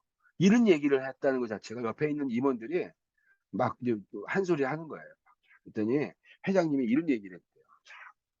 저 사람이 같이 일할 동료 면접까지 다 통과해서 들어왔는데 이제는 이 사람이 우리 조직에 과연 어울리는 사람인지 파이널라이징 카운트를 내가 인제 그 마지막 음 파이널라이징에서 내가 테스트해 보고 싶다 이게. 그러면서 이 회장이 "우리는 이런 분위기다. 여기에 과연 이 사람이 녹아들어서 이 조직의 문화를 익힐 수 있는 사람이냐. 난 이걸 평가하고 싶었던 거다." 이게. 그러면서 그 얘기를 하는 거예요. 그러니까 옆에 있던 임원들이 아무 말 못하는 거죠. 실제로 그렇게 운영을 하고 있으니까 기업 경영. 이 사람이 즐거운 일터 만들기 위해서. 그러니까 당연히 어떻게 돼요? 중요한 질문을 한 거죠, 면접에서. 그죠? 그래서 그런 사람이에요, 이게. 이 회장이. 그래서 어쨌든 뭐 전달 시스템의 핵심 가치가 무엇이냐. 자, 그다음에 운영 전략 측면에서 볼게요, 운영 전략. 여러분 도시에서 도시 간 왔다 갔다 하니까 누가 많이 이용할 것 같아요? 관광객도 있겠지만 일반적으로 어떻게 돼요? 회의 참석하는 비즈니스맨들이에요. 비즈니스맨들은 도시에서 도시 800km 정도 되는 내외의 이 도시의 도시를 자동차로 못 가죠, 이게 800km면. 그죠? 800km면 그냥 하루 버리는 거예요. 그죠? 그러니까 어떻게 해요? 비행기 타는 거예요, 비행기. 그래서 이 비행기 타면 여러분 우리 비행기 탔을 때 여러분 한번 생각을 한번 해 보세요. 한 30분 정도는 그냥 기본인 것 같아. 연착되고 늦게 출발하고.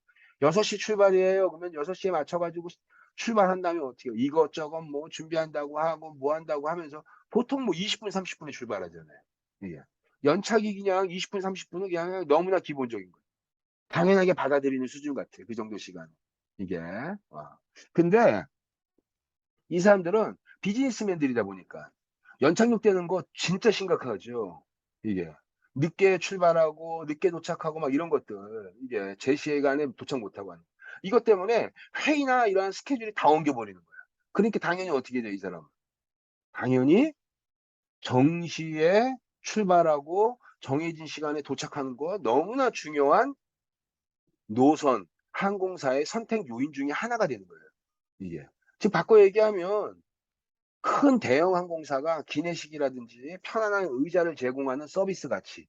대형 항공사, 미국의 델타라든지 US 에어라인이라든지 이런 대형 항공사가 제공하는 이 서비스 가치가 있어요. 이 서비스 가치가 뭐냐면 안락함. 그다음에 기내식. 음. 이게 편안함. 이런 것들 품위 있는 서비스 제공 뭐 이런 것들이에요 이게. 근데 이 사우스웨스트 항공사는 이거 다 없애는 거죠. 다 없애고 다 필요 없어. 어떻게 돼? 정시에 정확한 시간에 출발하고 정확한 약속한 시간에 도착하는 거. 이거를 제일 첫 번째로 보는 거예요 이게. 음. 그다음에 일 처리를 굉장히 예를 들면 티켓팅에서 일했던 사람이 티켓팅에서 티켓을 발부했던 사람이 쪼금 지나고 나면 그러니까 저기 화물 맡기고 뭐 티켓 발부하면서 했던 그 직원이 쪼금 지나고 나면 어떻게 돼요? 항공기 탔더니 항공기 안에서 기내 서비스 뭐 저기 안내 방송하고 있고 뭐 안내 뭐 이렇게 멘트하고 있고 막 이런 거 멀티플레이예요 직원들이. 직원들이 굉장히 다양한 형태로 이렇게 어 여러 가지 일들을 하면서 어떻게 되냐? 효율적인 멀티플레이어로서 역할을 하는 거야. 항공기 기장은 여러분 어떨 것 같아요? 항공기 기장은. 그냥 자기는 준비됐으면 조종만 하면 되니까. 일반적으로 기장들은 아무것도 안 해요. 그죠? 근데 기장들이 어떻게 돼요? 항공기 하니까 엔지니어랑 같이 내려와 가지고 항공기에 어떠한 부분이 뭐가 있냐, 여기 부품 정확히 들어갔냐, 다 같이 확인하고 같이 일하면서 그걸 협업을 한대요. 왜? 턴어라운드 10분에서 30분 줄이려고. 지금은 이거 불가능하죠, 이제. 여러 가지 이제 검사하고 보안 규칙 때문에 이게 안 되는데, 초반에는 이제 그 회사가 어려울 때 이걸 지키려고 너무 노력을 많이 했다는 거예요. 그래서 이제 수익을 내기 시작했던 거죠. 이때 이제 여기 나온 것처럼 어떻게 돼요? 신속하게 일 처리하고, 심지어는요, 운영 전략 중에 하나가 정시 출발을 위해서 간다고 하는 사람 티켓 조사도 안 하고 항공기부터 그냥 다 태웠대. 항공기 다 태운 다음에 출발한 다음에 출발하는 그 하늘 위에서 티켓을 보는 거예요. 했냐, 제대로 했냐, 이렇게. 어. 그만큼 이 정기 출발을 아주 철저하게 지키려고 하고. 당연히 좌석도 어떻게 돼요? 좌석제가 없어요, 그냥. 먼저 타서 그냥 자기 앉고 싶은데 앉는 겁니다. 이게. 그러니까 당연히. 심지어는 켈러 회장이 뭐 10분인지 몇 분 늦었대요. 이 공항에. 자기 항공사 타려고 하고 이렇게 출장 가는데. 몇 분 늦었는데 이미 출발해 버렸답니다. 이게. 그래서 그 회장도 못한 경험이 있다고. 늦어가지고. 그래서 어쨌든 신속하게 일 처리해가지고 항공기의 이러한 사용률이에요. 그러니까 회전율 얘기하는 거죠. 턴어라운드 찍고 또 찍고 턴어라운드 하고 또 하고 이렇게 하는 거. 이런 것들. 좌석 배정하지 않고 그냥 바로 출발하게 하는 것들. 이게 운영 전략이에요. 정시에 이거죠. 이게 그러니까 서비스 가치가 다른 거예요. 대형 항공사하고 먼 막 12시간, 18시간씩 타고 가는 그런 항공사에서는요. 안락함이라든지 기내식이라든지 이런 거 되게 중요할 수 있어요. 근데요. 2시간 반, 3시간 가는 그런 항공기에서는 어떻게 된 거야? 그냥 기내 서비스 이런 거 다 필요 없고 그냥 생수 하나. 음, 그것도 돈 내고 먹든가. 해가지고 최저 비용으로 해가지고 진짜 딱딱 도시의 도시 사이에 왔다 갔다 하는 그 형태 최적화되어져 있는 요금으로 이렇게 할 수 있도록. 이게 그래서 이러한 것들. 그래서 미국의 전체 항공사 중에 정시 출발 도착률이 1등이 바로 사우스웨스트 항공사입니다. 이게 그다음에 이제 서비스의 개념은 어떻게 되냐? 빈번한 출발과 짧은 노선, 그러니까 800km 내외, 500마일에 요 정도의 가까운 도시에서 도시간 이동하는 거예요. 이게. 그다음에 뭐 땅콩하고 기본적인 음료와 이런 거 유통만 이런 기본적으로 제공하는 것들이 있고, 그다음에 도시 내에서 덜 붐비는 공항을 이용해 가지고 정체를 이제 회피하고, 덜 붐비다 보니까 어떻게 돼요? 아웃사이드의 소형 항공기예요. 그러니까 그 공항을 이용료도 쌉니다. 이게. 뭐 수화물도 조그만 것들은 휴대할 수 있게 해주고, 이게. 텍사스에서 이제 그 근처 안에 있는 이제 소규모 도시들 이제 도시간 이제 이동이기 때문에 텍사스 내에 3개 도시만 이제 왕복하는 그러한 항공권 그 저가항공사예요. 그래서 텍사스 주 거주자들이 800km, 뭐 1000km, 뭐 700km 이 정도면 운전해서 가면 너무 힘드니까 이게 저는 제가 보기에만 한 400km 정도는 운전하면 될 것 같아요. 400km 이상 500km 정도. 근데 그거 이상 넘어가 버리면 제가 보기에는 뭐 한 200마일, 뭐 300마일 그 정도는 200, 250, 뭐 그 정도까지는 충분히 운전할 수 있을 것 같은데 드라이브. 뭐 어쨌든 뭐 800km 정도라고 하면 운전으로 가기는 정말 쉽지 않은 거고. 뭐 주말에 저렴하게 가족 여행 가는 사람들, 항공기 비용으로 이제 그냥 간단하게 쓰고, 자동차를 이용해 가지고 출장 가는 사람들. 서비스가 그러니까 대형 항공사에서의 이 서비스 항공편이 제대로 시간이 안 맞아 가지고 어떻게 돼요?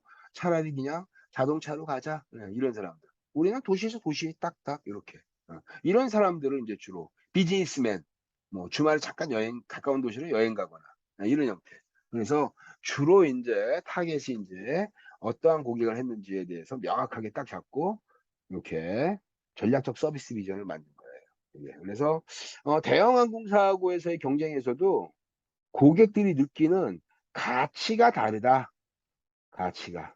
이제, 가치가. 그래서 전략적인 이 방향성 자체가 다른 거예요.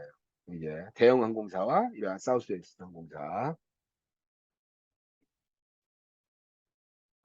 그다음에 이제 서비스 경쟁 환경에 대한 이해를 좀 한번 보도록 하겠습니다. 서비스 회사가 굉장히 시장 내에서 독점적 지위를 오랜 기간 동안 확보하지 못하는 이유예요. 여기 나와 있는 것이 바로 뭐냐면 이렇기 때문에 서비스 기업이 어떻게 되냐? 굉장히 치열한 경쟁에 직면하고 있다라고 보면 돼요. 바로 뭐냐면 상대적으로 서비스는 낮은 진입 장벽을 주로 이제 갖고 있어요. 그러니까 뭐가 하나가 잘 된다라고 하면 어떻게 돼요? 바로 벤치마킹해서 서비스 비즈니스에 그냥 같이 들어오는 거예요. 이게 잘 된다 싶으면. 그죠? 그래서 서비스의 이러한 낮은 진입 장벽 때문에 어떻게 되냐? 굉장히 미투 서비스가 많이 생긴다. 이게. 어. 근데 여러분, 최근에는요, 어떤지 아세요? 최근에는? 최근에 상대적으로 낮은 진입 장벽이 있어서 지금 entrance barrier, 엔터링 하기 위한 배리어, 장벽이 굉장히 낮아가지고 누구든지 점프 뛰어가지고 다 들어올 수 있다. 이렇게 얘기하지만, 최근에, 큰 특징 중에 하나가 바로 뭐냐면, IT를 기반으로 한 플랫폼 비즈니스에서는요, 플랫폼 선점을 하고 있는 기업이 절대 강자입니다. 못 들어와요. 즉, 플랫폼을 장악하고 있는 서비스 비즈니스는 정말로 절대적 강자입니다. 시장에서 진입하는 것 자체가 너무나 어려워요. 이게. 그러니까 여러분들한테 제가 그러잖아요. 카카오톡의 서비스는 앞으로 무엇을 거기다가 결합을 해도 숟가락을 묻던 어떤 모양의 숟가락을 얹어도 다 비즈니스가 될 거다. 네. 네트워크 플랫폼을 지배하는 이 비즈니스가요. 의외로 여러분들 굉장히 파워풀한 그러한 막강한 이 플랫폼이 돼요. 이게 뭐 우버 됐지요. 우버 같은 우리는 한국형 우버도 지금 되고 있죠. 메신징 이제 은행도 되지요. 이제 어, 은행도 이제 당연히 이제 금융 서비스도 하고 있죠. 뭐 일반적인 뭐 메시징은 뭐 일반적인 거고 이게 여기다가 이제 들어올 수 있는 무궁무진한 뭐 네트워크 갖고 있으니까 당연히 어떻게 돼요? 여기다가 수도 없이 많은 이제 서비스를 여기다 얹는 거예요. 이렇게 위에다가 얹어가지고 이제 나오면 얼마든지 서비스가 활용 가능한 그런 시장이 나타날 거는 이게 카카오톡이 즉 온라인 앤 온 오프 통합 전략 같은 거 있죠. 클릭 앤 몰타르 온라인 앤드 오프라인 이게 O2O라 그러잖아요. O2O. 그래서 온라인, 뭐 오프라인 이게 하나의 이제 통합되는 하나의 플랫폼 비즈니스에서 굉장히 이제 중요한 그 의미를 갖는 거죠. 그래서 상대적으로 그냥 이렇게 낮은 진입 장벽을 나타내고 있지만 상대적으로 IT 기반으로 한 혁신형 플랫폼 비즈니스에서는 그 플랫폼이 굉장히 중요한 진입 장벽의 역할을 해준다. 이게. 그리고 상대적으로 낮은 진입 장벽이나 이런 것들은 그냥 전통적 서비스 업종 이런 것들은 상대적으로 굉장히 진입 장벽이 낮죠. 유통, 뭐 물류, 뭐 이러한 여러 가지의 이러한 판매 관련된 이러한 서비스 같은 것들은 상대적으로 그냥 굉장히 낮은 진입 장벽이라고 할 수가 있어요. 그래서 이런 거 어떻게 되냐? 혁신, 변화해야 된다. 즉 최근에 이러한 전통적 서비스 업종이 노동 중심형 서비스 업종에다가 뭘 붙어요? 노동 중심의 서비스 산업에다가 뭘 붙입니까? IT의 이러한 혁신성이 결합돼서 어떻게 되는 거예요? 아까 얘기했던 O2O. 이러한 형태로 플랫폼 비즈니스로 전환되는 게 굉장히 많죠, 여러분들. 여러분 한번 서비스 업종 한번 생각해 볼까요, 여러분들? 배달하는 서비스 한번 해보세요, 여러분. 배달하는 게 무슨 배달하는 게 무슨 이제 저기 차별적 서비스가 되겠어요. 오토바이 한 대 있고 그냥 주문받아가지고 어느 위치만 알고 있다면 그냥 오토바이를 부릉 해가지고 배달하면 그냥 너무 쉬운 서비스잖아요. 그러니까 노동집약적 서비스인 거예요. 그냥 노동 중심형 서비스. 근데 그것이 어떻게 돼요? 특정한 IT 플랫폼하고 결합돼서 온라인에서 고객들의 니즈가 플랫폼을 통해서 다시 오프라인으로 연결되고 또 오프라인의 특성이 온라인을 통해서 고객한테 연결되고 이러한 형태가 하나의 플랫폼으로 이렇게 연결되면서 어떻게 되는 거예요? 유니콘 기업이잖아요. 그죠? 이게. 그래서 혁신하고 특허, 뭐 이런 것들. 그러니까 전통적인 그런 것들은 혁신이나 특허가 굉장히 곤란한 그런 업종이에요. 잡기가. 양처럼 노동집약적이고, 모방을 하는 것이 굉장히 용이하고. 그렇기 때문에 전통적이고 노동집약적 산업에다가 최근에는 어떻게 돼요? IT 플랫폼을 결합하는 경우가 굉장히 많다 그랬잖아요. 그죠? 여러분들 이런 것도 있어요. 여러분들 가사도우미 있죠, 가사도우미. 가사도우미. 가사도우미 제가 인제 얼마 전에 인제 인제 그 기관에 이 창업 아이템 평가 뭐 이런 것들을 한번 제가 심사를 한번 간 적이 있는데 가사도우미 플랫폼이에요. 가사도우미 플랫폼은 전국의 가사도우미는 어디서 제공하냐면요, 일반적으로. 인력사무소라고 여러분들 들어봤죠? 인력사무소 얼마나 올드해요, 이름이. 막 인력 공급한다 그러니까 이건 무슨 뭐 새벽 시장에 무슨 노동시장에다가 뭘 일하러 나가야 되나 막 굉장히 좀 어둡고 칙칙한 분위기인데 그런 데서도 뭘 하냐면 가사도우미에 이렇게 가사도우미들을 파견해 주는 일을 하고 있대요. 굉장히 다양한 도우미들을 이렇게. 근데 그걸 어떻게 되냐? 이거를 가사도우미 앱으로 플랫폼 비즈니스를 만들어서 인력사무소들이 거기에 인제 일종의 지점처럼 회원처럼 가입을 해서 자기네 인제 서비스를 온라인에 노출시키는 거예요. 그래서 가사도우미 전국 네트워크 플랫폼 같은 거를 만들어서 그걸 갖고 인제 운영하려고 한다는 얘기예요. 그래서 '아 이거 굉장히 이건 차별적으로 괜찮다.' 나 그 생각을 했는데 바꿔 얘기하면 노동집약적 이러한 서비스 산업을 모방도 용이하고 누구든지 할 수 있고 저 그냥 예를 들면 내가 인력사무소 한번 하고 싶어요. 그러면 조그만 사무실 하나에다가 음 그냥 전화 받는 사람이 있고 저하고 인적인 네트워크가 좀 이렇게 있는 이런 기업이라든지 뭐 사무실이라든지 이런 데 가지고 인제 인사하고 뭐 이제 영업하는 거죠. 그래서 "저 사무실에 있으니까 인력 필요하면 연락 주십시오." 뭐 이렇게 해 가지고 해 놓고 그다음에 필요한 사람들한테 인제 구직자들이 인제 전화번호 인제 목록 갖고 있다가 맞는 사람이 있으면 이제 매칭을 시켜 주는 거예요. 어떻게 보면 여러분들 이거 인력을 매칭시켜 주는 서비스잖아요. 그죠? 그래서 이러한 가사도우미 앱 서비스를 통해 가지고 어떻게 되냐? 이러한 노동집약적 서비스의 가사도우미 이 서비스를 비즈니스 플랫폼으로 만들어서 결합시키는 이게.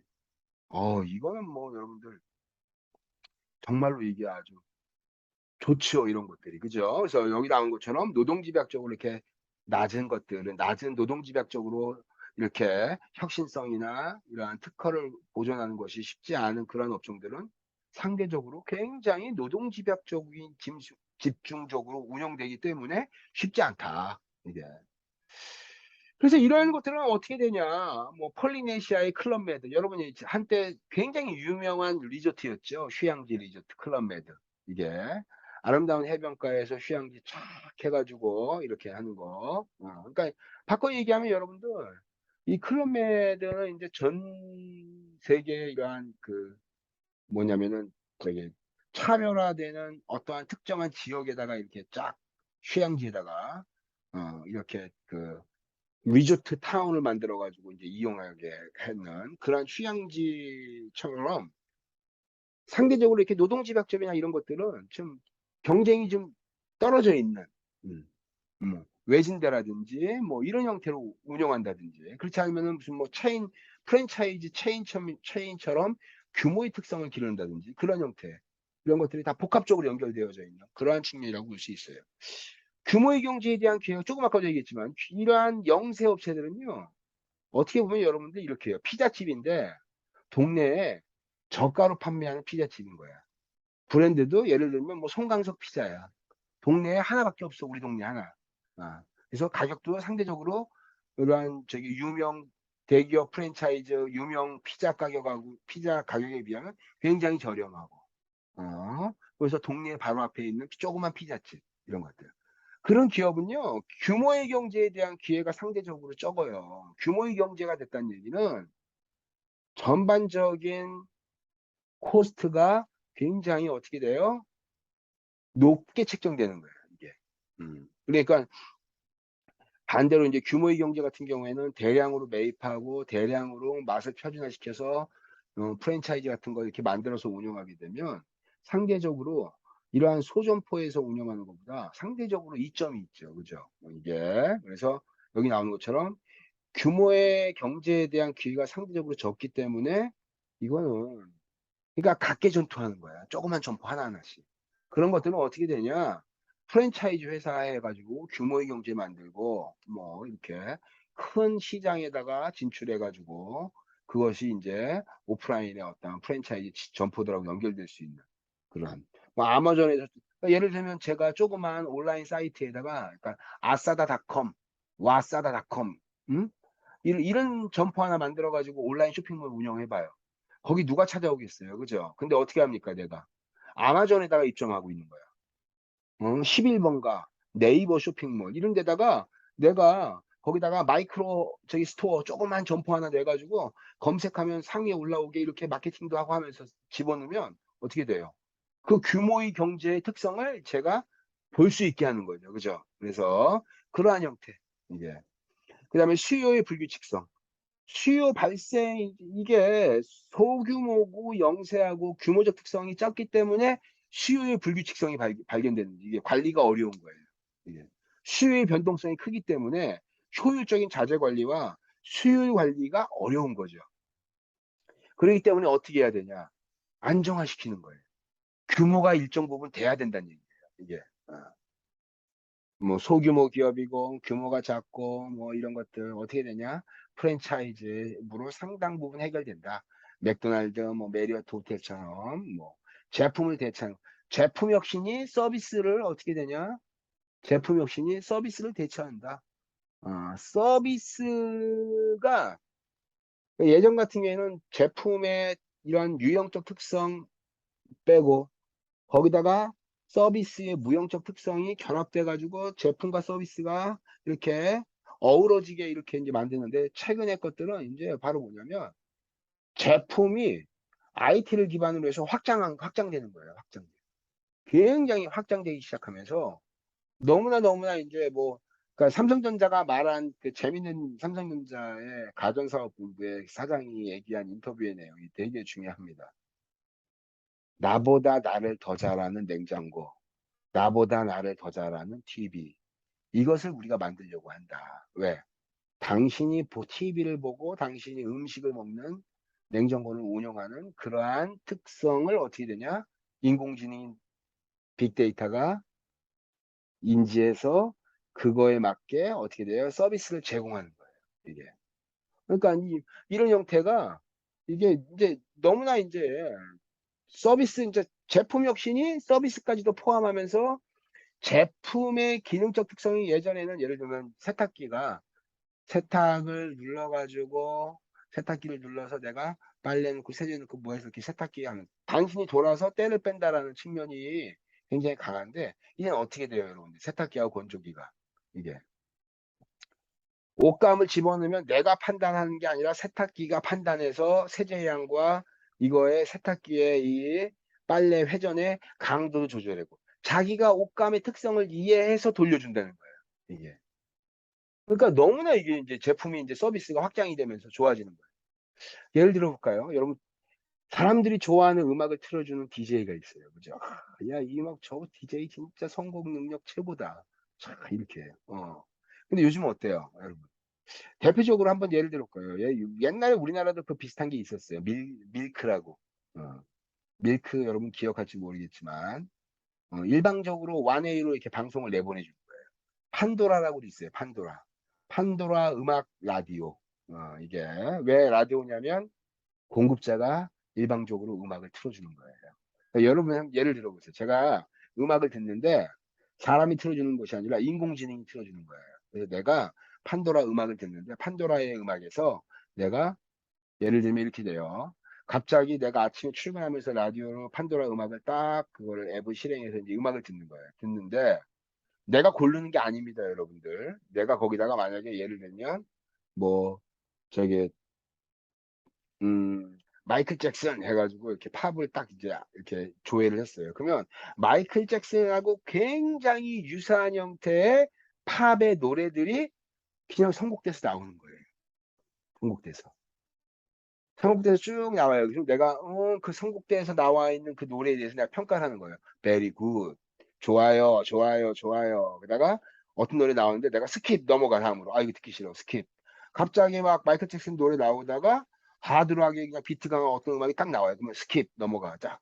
그럼 이걸 기억하고 있는 거야, 인공지능이. 그래서 어떻게 되냐면 '아 이 사람의 이 시간대 아침 출근 시간대에 이 사람은 어떠한 음악을 플레이하는 게 좋구나.' 이게 점점 데이터가 쌓이면서 어떻게 돼요?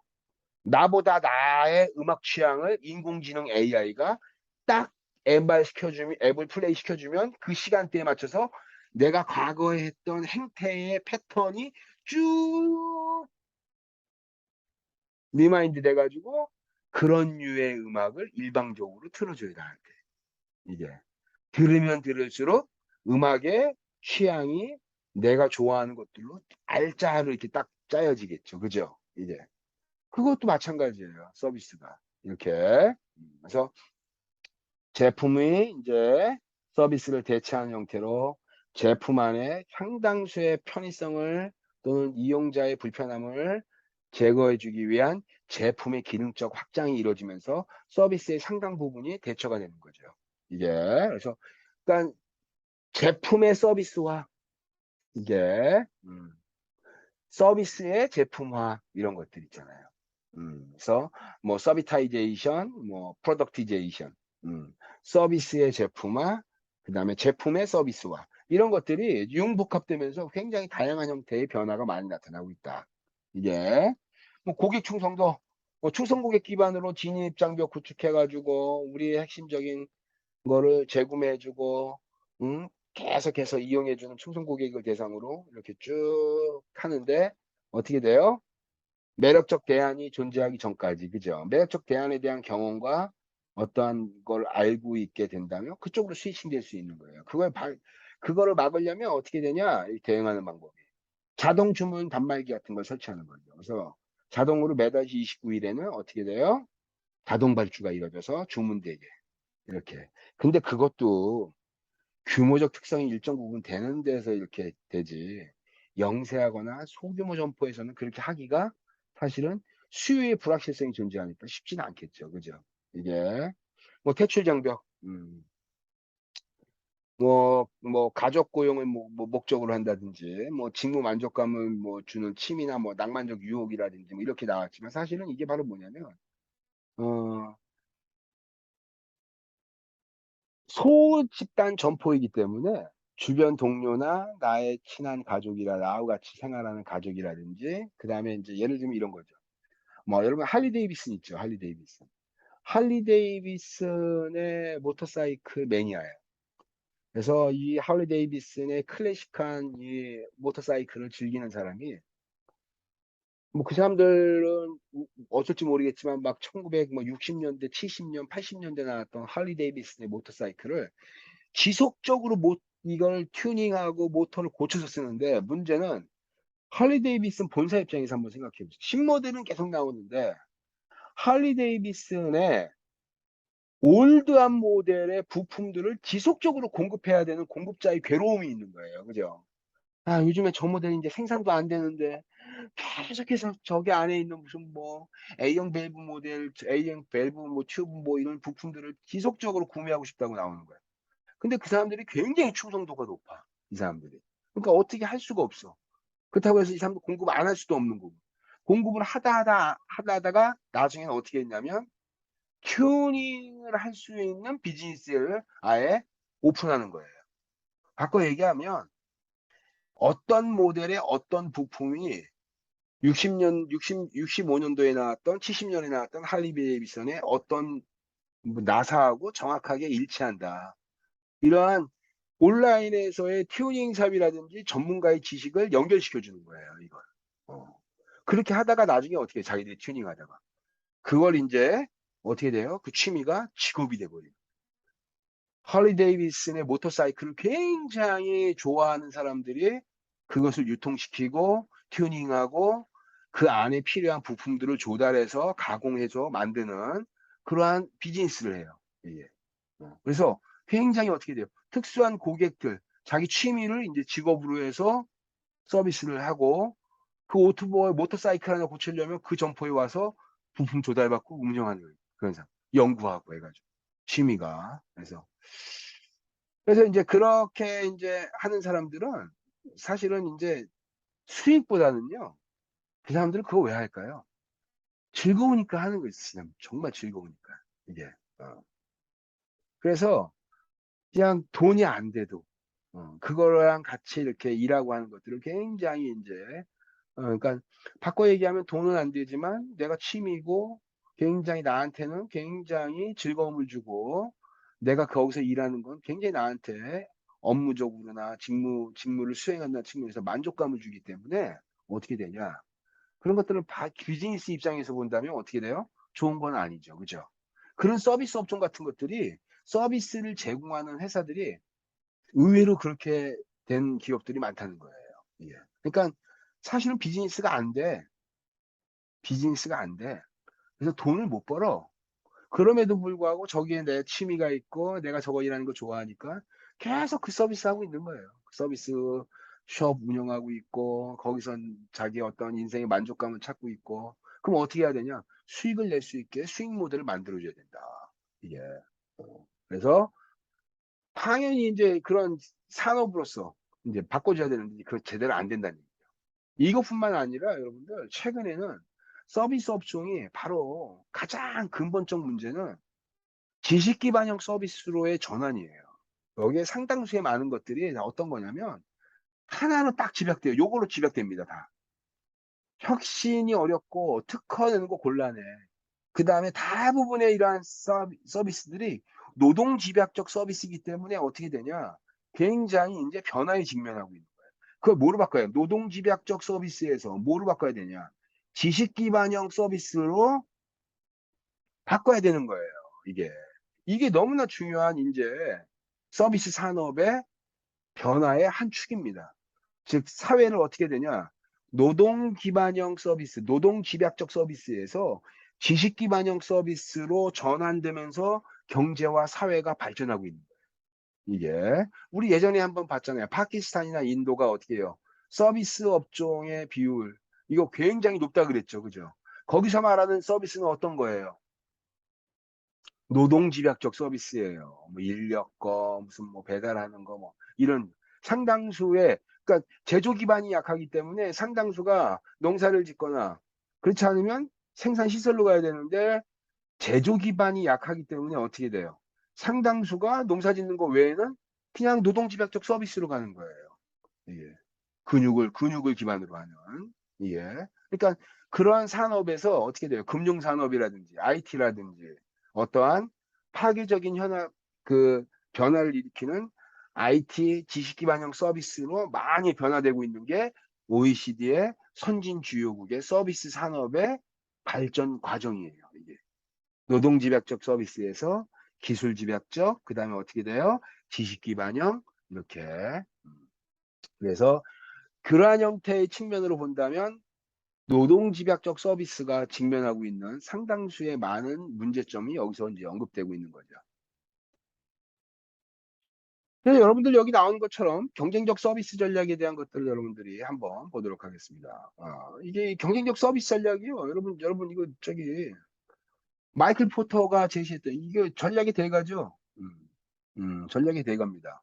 경영학 관련해 가지고 이 전략에 관련되어져 있는 이 전체적인 이론적 체계와 프레임을 다 만들었다고 해도 과언이 아닐 정도예요.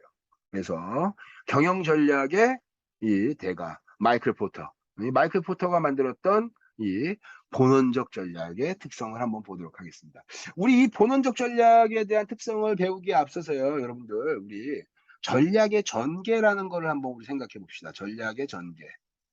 전략의 전개는요 어떻게 되냐면 이렇게 됩니다. 산업적 특성을 먼저 분석을 해야 돼요. 그죠? 내가 어떤 전략을 추진하려고 해요. 그러면 어떻게 됩니까?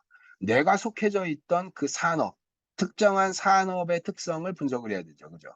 그래서 이 산업의 구조적인 특징을 분석해서 나타나는 게 뭘까요, 여러분들? 경쟁은 어떻게 이루어지고 있고, 경쟁자는 어떻게 되고, 진입장벽은 어떻고, 대체제는 어떻고, 그 다음에 공급자하고 고객의 파워는 어떻게 되고, 그러한 측면에서의 중요성을 보자는 거예요. 다시 한번 제가 화이트보드를 좀 띄워서 보도록 하겠습니다. 전략의 전개라는 거, 전략을 이제 전개시키는 거예요, 여러분. 전략을. 이거 중요한 개념입니다. 전략을 전개시킬 거예요. 음, 확장해서 전개시킬 건데, 제일 첫 번째가 바로 뭐냐면, 산업의 구조적 특징.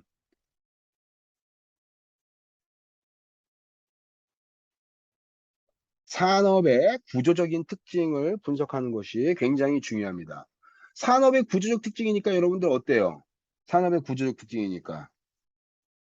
경쟁은 어떻게 이루어지고 있나? 경쟁이 어떻게 이루어지고 있나?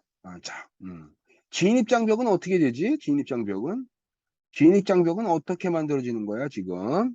경쟁 강도, 경쟁의 강도, 진입장벽, 그 다음에 신규 진입자, 이런 것들. 이거 되게 중요한, 저기, 요인들이죠. 그 다음에 또 하나, 어, 대체제. 내가 어떤 뭐 물건을 판다든지 서비스를 할 때, 대체, 대체제. 대체제가 존재하냐? 음. 대체 상품이나 대체 서비스가 존재하냐? 이게, 이런 것들. 그 다음에 또 있어요, 이게. 시장 내에서의 권력의 구조. 시장 내에서 여기 권력이라고 하니까 이제 그렇지만 파워입니다, 파워. 이게 파워. 시장 내에서의 파워를 공급자가 갖고 있냐? 아니면 어떻게 되냐? 고객이 갖고 있냐? 이게 이러한 특성들을 이게 분석할 수가 있어요. 이게 그래서 산업 내에서의 경쟁의 강도나 또는 산업 내에서의 진입 장벽은 어떻게 되고 신규 진입자는 어떻게 들어오고 그 다음에 산업 내에서 대체제나 대체 서비스죠. 이런 대체제가 존재하냐 이런 것들을 이제 비교한다는 얘기예요. 그 다음에 시장 내에서의 권력의 구조, 파워가 공급자 중심 시장이냐, 그렇다면 고객의 중심 파워가 있는 여기에 시장이냐. 이런 것들을 추가적으로 다 고려해서 산업의 구조적 특징, 경쟁 강도, 진입 특성 이런 것들을 구체화시켜서 분석하는 것이 필요합니다. 그죠? 이때 쓰는 도구가 있어요. 이때 쓰는 산업의 특징이에요. 그 넓은 시장이죠. 넓은 시장. 그래서 이게 바로 뭐냐? 5가지가 힘겨루게 하는 모델이에요. 그게 바로 뭐냐면 산업의 구조적 특징을 분석하는 5 보스 모델. 그래서 이걸 뭐라고 하냐면 우리말로 하면 경쟁 세력 모델. 영어에 나오는 것처럼 간단해요. 5 포스트. 5가지가 힘겨루기 뭐예요? 그림을 그리면 이렇게 됩니다. 신규 진입자가 있죠. 그죠? 신규 진입자가 있습니다. 자, 그러면 그것에 대해서도 어떻게 돼요? 대체제가 있어요. 대체제의 존재 유무. 존재 유무. 그 다음에 시장 내에서의 권력이 공급자한테가 있냐. 그렇지 않으면은 이게 고객한테가 있냐. 이거에 따라서 이러한 4가지 요소가 이제 어우러져서 어떻게 돼요? 동일 산업 내에서 뭐가 만들어지더라? 경쟁의 강도가 만들어지는 거예요. 그죠? 이 경쟁 강도가. 이게 바로 뭐다? 경쟁 세력 모델입니다. 이게 경쟁 세력 모델. 이건 어떨 때 쓴다고요? 이게 산업의 구조적인 특징. 이 말을 잘 잊지 마세요, 여러분들. 산업의 구조적 특징을 분석할 때 주로 쓰더라. 이게. 산업을 분석했어. 제일 첫 번째가 지금 산업 분석했으니까, 이제. 산업의 경쟁의 강도가 어떻게 되고, 대체제, 신규 진입자, 공급자와 고객의 파워가 어떻게 되고, 이런 산업의 구조적인 특징을 분석했어요. 경쟁 세력 모델. 그럼 두 번째는 이제 뭐가 될까요? 이제 기업의 특성을 이제 분석하는 거죠. 그죠? 이 기업의 특성을 분석한 다음에, 그 다음에 또 기업 특성이니까 이제 기업의 조직 전체잖아요. 그러니까 이제 우리가, 그 다음에 세 번째는 뭐가 될까요? 산업, 기업, 그 다음에 어떻게 돼요? 본질적인 상품과 서비스에 관련되어져 있는 이거를 특성에 관련된 전략을 쓰겠네요. 그죠? 즉, 여기는 이제 어떤 거예요? 이제 기능 전략 같은 것들이 나오겠네요. 기능 부분의 전략. 이게, 그래서, 산업, 기업, 그 다음에 부문 또는 상품 서비스에 관련된 부분별 전략. 요거를 그림으로 그리면 이렇게 돼요. 깔때기. 음, 카멜이라고 해서 이게 깔때기 구조예요. 산업, 산업의 특성을 분석하고 구체화시키는 거죠. 뭐로 와요? 기업이 오겠네요. 기업에서 또 내려와요. 그럼 어떻게 더 구체적이고 스페시피컬한 구체적인 내용을 다루는 기능적인 측면에서 상품과 서비스에 대한 특성을 이제 제시하는 거죠. 그래서 전략의 전개 과정은 산업, 기업, 상품 이렇게 서비스로 나오더라. 이렇게. 그래서 여기서는 산업의 구조적인 특징, 경쟁 세력 모델, 기업 분석에서는 어떻게 돼요? 본원적 전략, 상품 서비스 전략에는 어떻게 돼요? 여기서는 바로 STP, 세그멘테이션, 타겟팅, 포지셔닝 이런 것들도 관련돼 있고요. 그죠? 네, 두 번째가 또 뭐 있을까요? 라이프 사이클.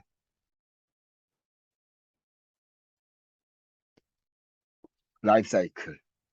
이런 것들 STP 그다음에 라이프 사이클 이런 것들에 따라서 상품 서비스의 이러한 특성과 전략들이 결정되더라고요. 그래서 이 파넬처럼 어떻게 돼요?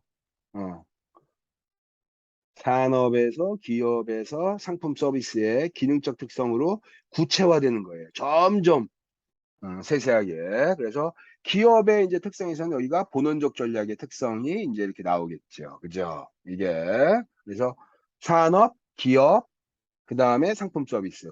요러한 세 단계의 전략의 전개 과정을 머릿속에 반드시 넣고 다음 시간에 또 이어서 우리 전략의 특성에 대해서 공부해 보도록 하겠습니다. 오늘 강의는 여기까지 하고 마치도록 하겠습니다.